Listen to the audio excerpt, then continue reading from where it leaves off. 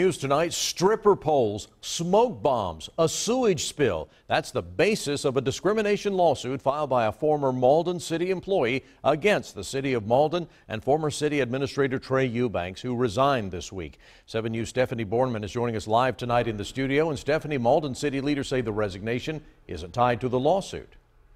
This lawsuit was filed in July of 2017. However, when I asked several city council members and the mayor about it today, they told me it was the first time they were hearing about it and the outrageous allegations included in it. The city attorney tells me current city leaders weren't aware of it because they weren't involved.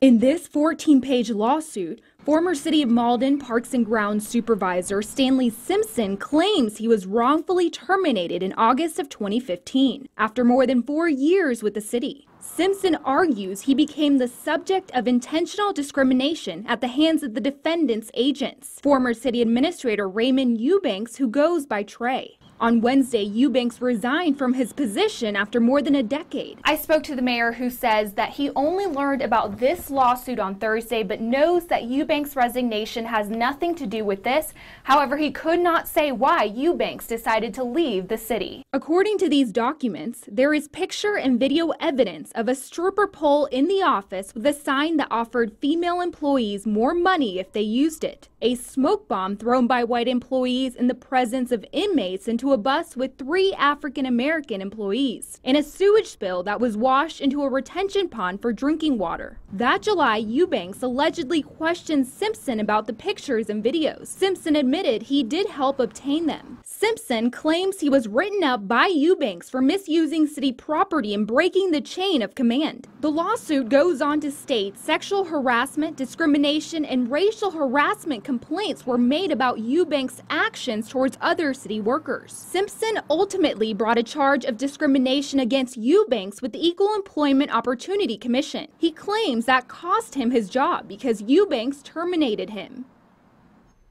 So Simpson was never told he was officially fired. He actually only found out when he went on the city's website to see his job has been posted. Now he's suing for loss of wages. Yeah, that's some pretty amazing allegations in this lawsuit. But what about the suit itself? Where does all this stand, Steph? So right now it's in the Municipal Association for Defense. An attorney in Columbia is actually looking into it. We did reach out to that attorney. At this time, we still have not heard back. We've also requested a copy of the resignation letter Eubanks presented to the city. Once we receive those documents, we'll be sure to update everyone. Yeah, much more to come on this. Absolutely. Thank you, Stephanie. Thank you.